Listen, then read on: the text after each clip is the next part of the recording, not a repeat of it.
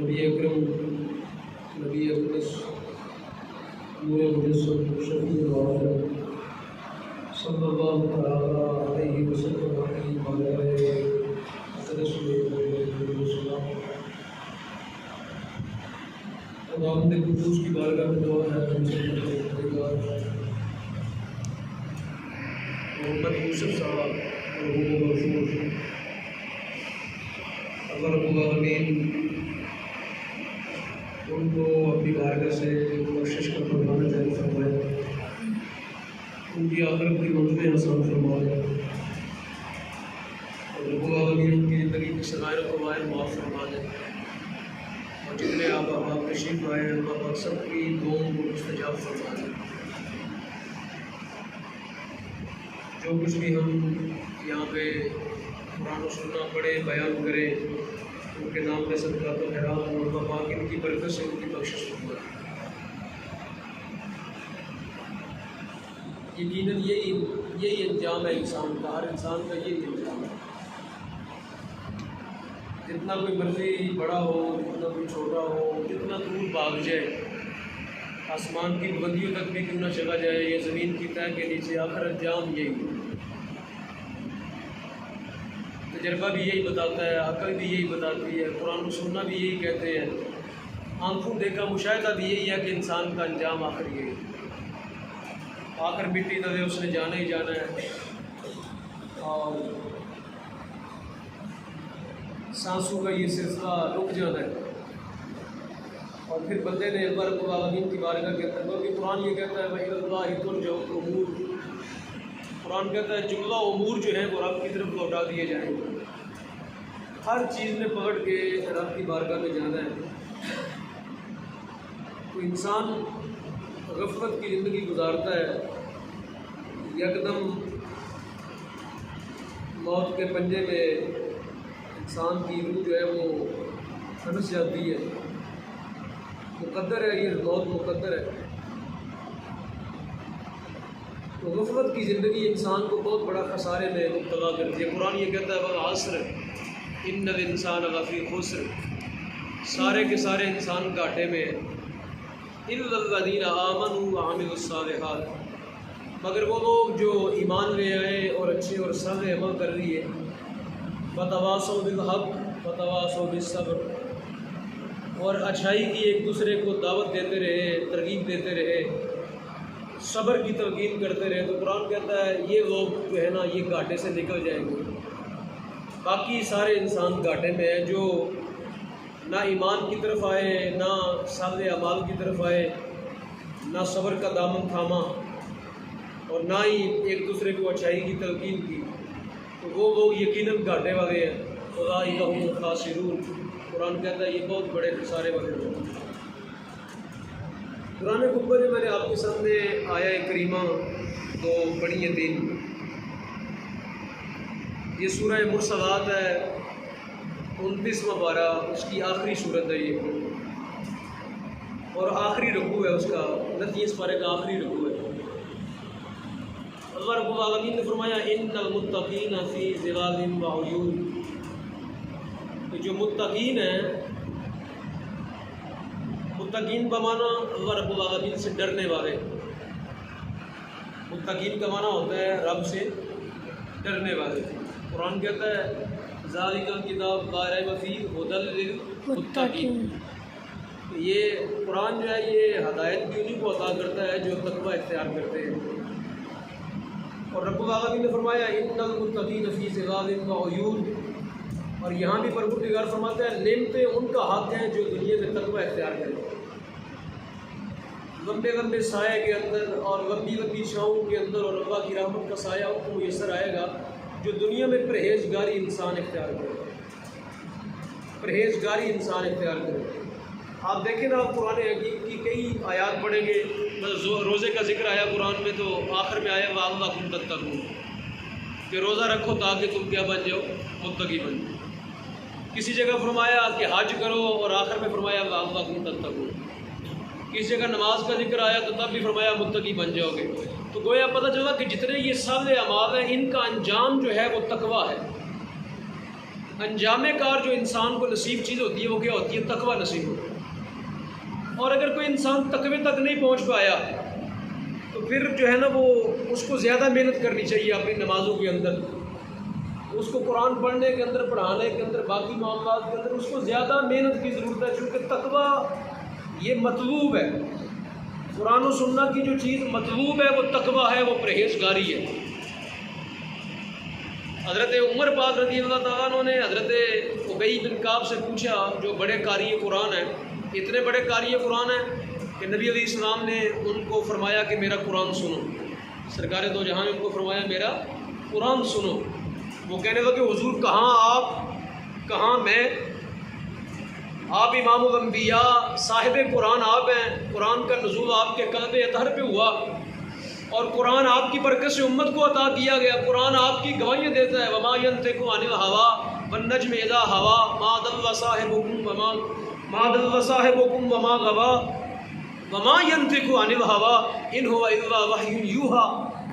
اے مصطفیٰ کریم، قرآن تو آپ کی شانیں بیان کرتا ہے، کہیں قرآن کہتا ہے والضحیٰ واللیل، کہیں قرآن کہتا ہے الم نشرح لک صدرک۔ تو اے مصطفیٰ کریم، قرآن آپ کی شانیں بیان کرتا ہے، قرآن نازل آپ پہ ہوا، صاحب قرآن آپ ہیں، اور قرآن آپ کو ہر طرح سے جو ہے وہ قرآن آپ کی تحسین کرتا ہے، تو میں آپ کا قرآن سنوں گا؟ کیا یہ حکم رب کی طرف سے ہے؟ تو رسول کریم نے فرمایا ہاں، مجھ کو رب نے فرمایا ہے کہ ابی بن کعب کو قرآن سناؤ، ان کو کیا کرو قرآن۔ اتنا بڑا قاری قرآن اس امت کا کہ مصطفیٰ کریم صلی اللہ علیہ وسلم بھی کیا کر رہے ہیں، اس کو قرآن سنا رہے ہیں۔ اور یہ سرکار دو عالم کا یہ در حقیقت یہ قرآن سنانا یہ چیز کیا بتاتا ہے کہ رسول کریم نے اپنے صحابہ کی ایسی تربیت کی ہے، ایسا ان کو مزکہ اور مصفہ کیا ہے کہ وہ اس قابل ہو گئے ہیں کہ مصطفیٰ کریم نے ان کی شانیں اپنی زبان اطہر سے بیان فرما دی۔ قرآن نے بھی ان کے بارے میں کہا رضی اللہ عنہم ورضوا عنہ۔ آج کچھ لوگ جو ہے وہ دیکھیں گے آپ جو ہے نا وہ ہر طرح سے لگے ہوئے ہیں کہ یہ صحابہ کی عزت کا بل پاس ہو گیا سینٹ سے، وہ پتہ نہیں وہ کیا بک کر رہے ہیں ہر طرف۔ حالانکہ صحابہ وہ ہیں جن کی عزت قرآن نے بیان کی، صحابہ وہ ہیں جن کی عزت مصطفیٰ کریم کی شان ذات نے بیان کی ہیں، تو کیا ان سے تکلیف ہے کسی بندے کو؟ بہرحال نبی علیہ الصلوۃ والسلام نے ان کو قرآن سنایا، ان سے سوال کیا، حضرت عمر پاک نے سوال کیا کہ بتائیں تقویٰ کیا ہوتا ہے، کیونکہ بار بار قرآن میں آیا تقویٰ اختیار کرو، تقویٰ اختیار کرو، تقویٰ اختیار کرو، تو تقوی کی تعریف بتا دیں تاکہ امت کے لیے آسانی ہو جائے، تاکہ امت کو تقویٰ سمجھنا آسان ہو جائے کہ کون سا قرآن بندوں کو متقی بنانا چاہتا ہے، کس طرح کا متقی بنانا چاہتا ہے۔ تو حضرت ابی بن کعب نے فرمایا، حضرت عمر سے آپ نے فرمایا کہ کبھی آپ نے جنگل کا سفر کیا ہے؟ حضرت عمر پاک کو کہنے لگے آپ نے کبھی جنگل کا سفر کیا ہے؟ حضرت عمر کہنے لگے ہاں، ایک نہیں کئی دفعہ میں نے سفر کیا ہے جنگل کا۔ اس زمانے کے اندر جنگل آپ کو تک کافی ہوتے تھے۔ تو ان نے پوچھا کس طرح سفر کرتے ہیں؟ جب جنگل ہو دائیں بائیں تو سفر کیسے بندہ کرتا ہے؟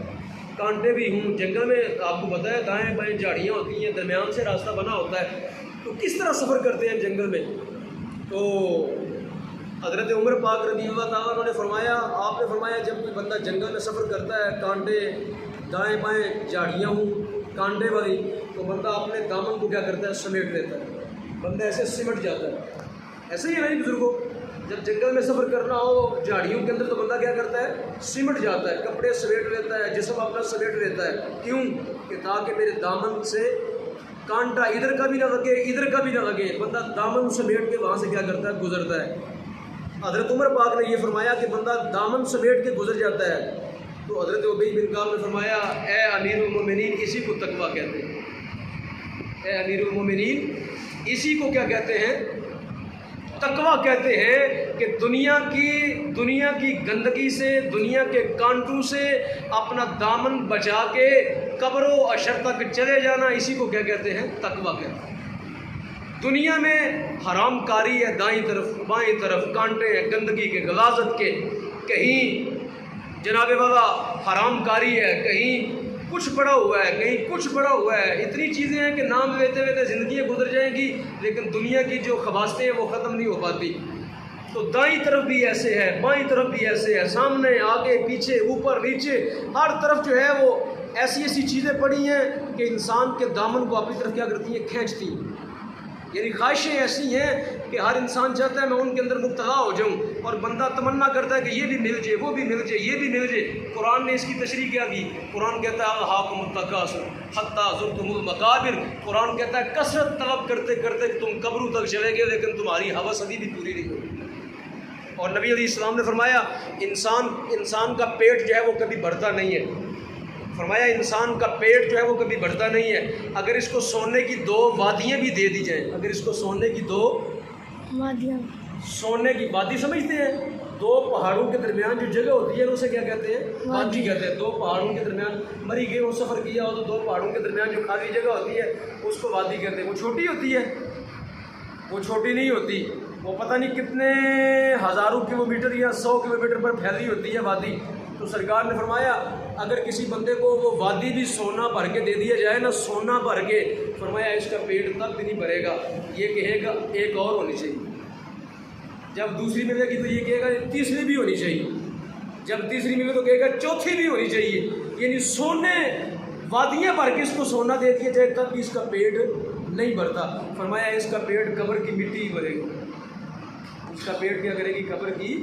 مراد یہ نہیں ہے کہ بندہ یوں ہوتا ہے، وہ بھی ہیں جو سونے کے اوپر پاؤں رکھ کے گزر جاتے ہیں. اللہ نے ایسے بھی دنیا کے اندر انسان پیدا کیا.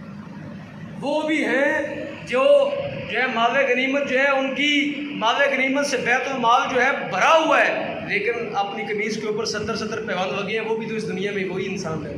مطلب یہ ہے کہ انسان اگر گرنے پہ آئے تو اتنا گر جاتا ہے، اور اگر بڑھنے کے اوپر آئے تو فرشتوں سے بھی کیا کرتا ہے؟ اوپر چلا جاتا ہے. تو بہرحال اس آیہ کریمہ کے اندر یہ بات کہ تقویٰ کسے کہتے ہیں؟ سمٹ کے گزر جانا.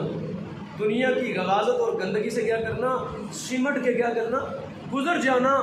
اس کو تقویٰ کہتے ہیں. دائیں بائیں جو چیزیں پڑی ہیں ان کی طرف نظر نہ اٹھائے. بندہ جتنی ضرورت کی چیز ہے اتنی لے لے، جتنی ضرورت کی چیز ہے اتنا حلال لے لے، حرام سے اپنا دامن بچاتا رہے. نبی علیہ السلام کی ایک حدیث ہے، سرکار دو عالم سے پوچھا گیا تقویٰ، تو سرکار نے فرمایا تقویٰ جو ہے نا، فرمایا یہ دین کی فیکٹری ہے. فرمایا تقویٰ کیا ہے؟ دین کی فیکٹری. جہاں سے دین نکلتا ہے، جہاں سے دین جو ہے بندے کو میسر آتا ہے، وہ کیا ہے؟ تقویٰ. اگر کسی انسان کے اندر تقویٰ نہیں تو وہ صدقات و خیرات بھی کرے تو ہو سکتا ہے وہ صدقات و خیرات کے اندر ریاکاری ہو. اگر کسی انسان کے اندر تقویٰ نہیں تو ہو سکتا ہے نماز پڑھنے کے باوجود وہ شہرت کا جو ہے نا وہ چاہنے والا ہو، ریاکاری چاہنے والا ہو. اگر کسی انسان کے اندر تقویٰ نہیں تو نبی علیہ السلام کا فرمان ہے، سرکار نے فرمایا کل ایک جہاد کرنے والا اللہ کی بارگاہ میں پیش کیا جائے گا تو وہ کہے گا یا اللہ میں نے تیری راہ میں بڑا جہاد کیا. ایک غازی پیش کیا جائے گا، ایک حاجی پیش کیا جائے گا، ٹھیک ہے نا. وہ کہیں گے یا اللہ ہم نے تیری راہ میں بڑا کام کیا. تو پروردگار فرمایا گا جن کو دکھانے کے لیے کیا تھا آج اجر بھی ان سے مانگو. جن کو دکھانے کے لیے کیا تھا آج اجر بھی. تو گویا پتہ کیا چلا؟ پتہ یہ چلا کہ بندہ دین اختیار کرے اور پھر دین اختیار کرنے کے اندر تقویٰ اختیار کرے. دین بھی اختیار کرے اور دین اختیار کرنے کے ساتھ ساتھ اللہ سے ڈرے. نبی علیہ السلام کی حدیث سرکار نے فرمایا پروردگار نے ایمان کہاں رکھا ہے؟ فرمایا امید اور خوف کے درمیان. الایمان بین الخوف والرجاء. فرمایا اللہ نے ایمان کہاں رکھا ہے؟ اپنی رحمت کی امید کے درمیان اور اپنے ڈر کے درمیان. اپنے ڈر کے درمیان. یعنی نہ تو رب سے نا امید ہونا چاہیے، نہ تو رب کی رحمت سے کبھی بندے کو مایوس ہونا چاہیے، اور نہ رب سے کبھی بے خوف ہونا چاہیے. نہ کبھی کیا ہونا چاہیے کہ نہیں ویکھیا جائے گا، ویکھیا جائے گا. اے ہن اکھاں بند ہوندے ہونے پتہ چل جائے ویکھیا کی جائے گا. وہ تو بڑا دور ہے نا، میدان حشر سے پتہ نہیں کدوں آنا ہے. اے اکھاں بند ہوندے ہونے ویکھیا جائے گا. بندے کہتے ویکھیا جائے گا، خبر آئے گی. مولوی جی تسی بس کرو، جو ہوتا ہے ویکھیا جائے گا. تیری اوقات ہی کیا ہے؟ اگر تمہیں موشن لگ جائے تیری شکل بگڑ جاتی. تیری اوقات ہی انسان کی کیا ہے؟ پروردگار فرماتا ہے حل آتا انسان حین من الدہر لم یکن شیئا مذکورا. فرمایا تیرے اوپر ایک وہ زمانہ تھا لوگ تیرا ذکر کرنا بھی اپنی زبان پہ گوارا نہیں کرتے تھے. جب تو پانی کا گندا نطفہ تھا تو لوگ تیرا نام بھی نہیں لینا چاہتے تھے. فرمایا تیری اوقات ہی کیا ہے؟ تیری اوقات ہی کیا ہے؟ ہاں جب مصطفیٰ کریم کا غلام ہو جائے گا تو پھر تیری بڑی اوقات ہو جائے گی۔ جب تو قرآن اور سنت کے تابع ہو جائے گا تو پھر کیا ہو جائے گا؟ تیری بڑی اوقات ہو جائے گی۔ کتنی اوقات ہو جائے گی؟ فرمایا یحببکم اللہ، فرمایا پھر اللہ تم سے محبت کرے گا، پھر اللہ کے محبوب ہو جاؤ گے۔ فاتبعونی، جب مصطفیٰ کریم علیہ السلام کی غلامی اختیار کرو گے تو پھر رب کے محبوب ہو جائے گا۔ سامعین محترم، میں آپ سے عرض یہی کرنا چاہتا ہوں، میں آپ سے عرض یہ کرنا چاہتا ہوں کہ آج یوسف صاحب چلے گئے، کل کسی اور کی باری، پرسوں کسی اور کی باری ہو، ترسوں کسی اور کی باری ہوگی۔ کتنے تھے جو کہتے تھے کہ ابھی بڑا زمانہ پڑا ہوا، کتنے تھے؟ یوسف صاحب کو کب پتہ تھا کہ میں آج جا رہا ہوں؟ کب ان کو پتہ تھا کہ میں آج جا رہا ہوں؟ اگر پتہ ہوتا تو بہت سے بندوبست کر لیتے، وہ جانے سے پہلے بہت سی چیزوں کا بندوبست کر لیتے، لیکن یہ رب نے موت کا معاملہ اپنے دست قدرت میں رکھا۔ تو سامعین محترم، آپ میں سے بھی کسی کو نہیں پتہ آپ کب جا رہے ہیں۔ آج بھی کئی لوگ جائیں گے، کل بھی جائیں گے، پرسوں بھی جائیں گے، دن کو بھی جائیں گے، رات کو بھی جائیں گے، گھر میں بیٹھے بٹھائے چلے جائیں گے، روڈ کے اوپر چلتے چلتے کہیں چلے جائیں گے۔ تو سامعین محترم، کسی کو کوئی پتہ نہیں کب کون جا رہا ہے، تو کیوں نہ اس سے پہلے تقوی والی زندگی بندہ اختیار کر لے، کیوں نہ اس سے پہلے پرہیزگاری والی زندگی اختیار کر لے، کیوں نہ رسول کریم علیہ الصلوۃ والسلام کی محبت والی زندگی اختیار کر لے، کیوں نہ بندہ نماز پنجگانہ کا اہتمام کرے، رزق حلال کھائے، اپنے بچوں کو کھلائے، یہ دائیں بائیں کی مارنی چھوڑ دے۔ کتنا کماؤ گے؟ حرام بندہ کمائے تو کتنا کماوے گا؟ کتنا کماوے گا؟ لاکھوں، کروڑوں، اربوں، پھر کیا ہوگا؟ کھانی پھر بھی 2 روٹی ہے، کھانی پھر بھی روٹی ہے۔ سونے کی کھا لو گے؟ نہیں، کیا ہوگا؟ کھانی پھر بھی روٹی ہے، بینک کے اندر رکھ دو گے، بڑی ہوگا تو بینک کے اندر پیسے رکھ دو گے، تمہیں اس کا پھر بھی نفع کوئی نہیں ہوگا، انہیں کو ملے گا۔ تو سامعین محترم، تقوی والی زندگی، تقوی جو ہے وہ کبھی بندے کو حرام نہیں کھانے دیتا۔ اب میں بتانے لگا تقوی بندے سے کون سی